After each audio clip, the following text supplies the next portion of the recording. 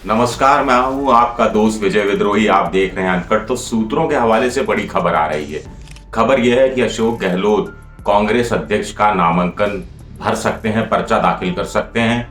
30 सितंबर जो आखिरी दिन है, जिस दिन शशि थरूर भी पर्चा दाखिल करेंगे, ऐसी बड़ी प्रबल संभावना है, उसी दिन अशोक गहलोत भी ये पर्चा दाखिल कर सकते हैं। सोनिया गांधी ने राज्यों के बहुत से नेताओं को, जो सीनियर नेता हैं, उन सबको दिल्ली भी बुलाया है और उनकी मौजूदगी भी रहेगी।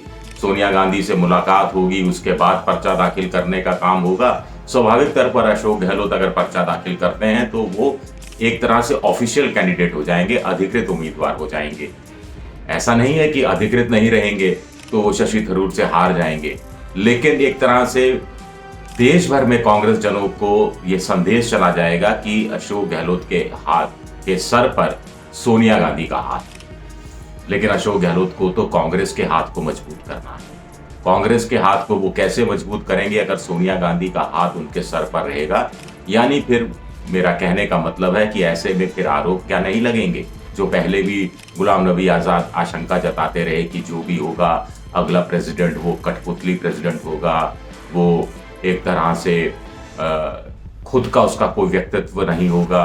वो क्या अशोक गहलोत ऐसे में अध्यक्ष बनेंगे तो क्या हर बात के लिए वो आला कमान के पास जाते रहेंगे, या आला कमान का एक नया रूप अशोक गहलोत के रूप में हमारे सामने आएगा? अशोक गहलोत ने वैसे अभी दिखा दिया राजस्थान में, जो विधायकों ने बगावत की, जिसे कुछ लोग बगावत कह रहे हैं, कुछ लोग चेतावनी कह रहे हैं, कुछ लोग अल्टीमेटम कह रहे हैं, तो उस बहाने दिखा दिया कि वो कितनी ताकत रखते हैं और किस कदर राजनीति करना जानते हैं। और मोदी हो या केजरीवाल हो, वो जिस ढंग की राजनीति करते हैं, एक तरह से निर्मम राजनीति करते हैं, उस तरह की राजनीति करने में अशोक गहलोत भी उस्ताद है। लोग कहते हैं कि अशोक गहलोत 24 घंटे राजनीति करते हैं, राजनीति का सोचते रहते हैं, दुश्मन की अगली 7 चालों का अनुमान लगाने की कोशिश करते हैं और उन 7 चालों का अनुमान लगाकर अपनी तरफ से 14 अगली चालें क्या होंगी वो अपनी तरफ से तय कर लेते हैं। ये बात उनके लिए खास तौर से कही जाती है। बहुत बड़े बड़े नेता उन्होंने बड़े शांति से निपटा दिए, हाशिए पर पटक दिए। एक वक्त था राजस्थान में, पंजाब में आतंकवाद के बाद बूटा सिंह हो, बलराम जाखड़ हो, उससे पहले रामनिवास मिर्धा, नाथूराम मिर्धा, उसके बाद परसराम मदेरणा। तो ये जाटों का बड़ा प्रभाव था और आपस में बहुत शादियां थी, रिश्तेदारियां भी थी। इनका बड़ा कॉकस एक तरह से हुआ करता था।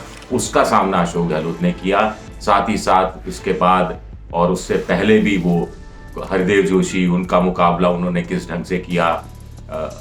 तो ये तमाम चीज़ें, तमाम पुराने किस्से हमारे सामने, हम सबको याद है कि कहाँ से ओबीसी माली जाति के अशोक गहलोत, जिनका एकमात्र विधायक है, कोई दूसरा विधायक भी नहीं है शायद आज की तारीख में, वहाँ से उभर कर वो कांग्रेस के राष्ट्रीय अध्यक्ष, अगर वो पर्चा दाखिल करते हैं जैसा सूत्र कह रहे हैं।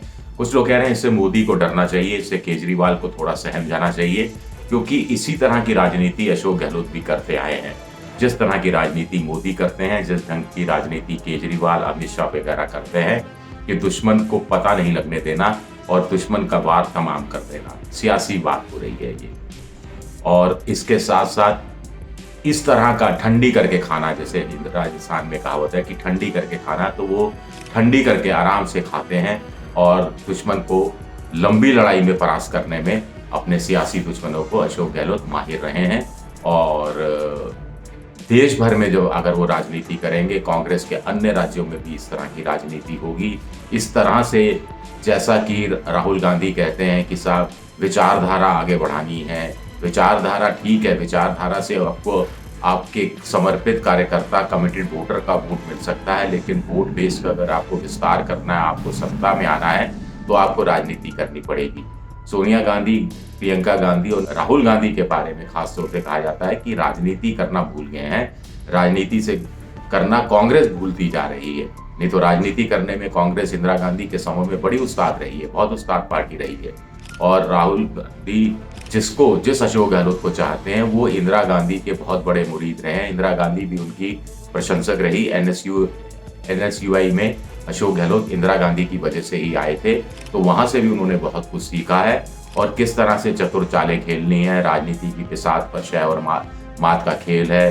कभी घोड़े की ढाई चाल चलनी है, कभी हाथी की तरह सीधा चलना है, कभी प्यादों को किस तरह खत्म करना है, सारा खेल वो अच्छी तरह से जानते हैं, सारा गणित जानते हैं।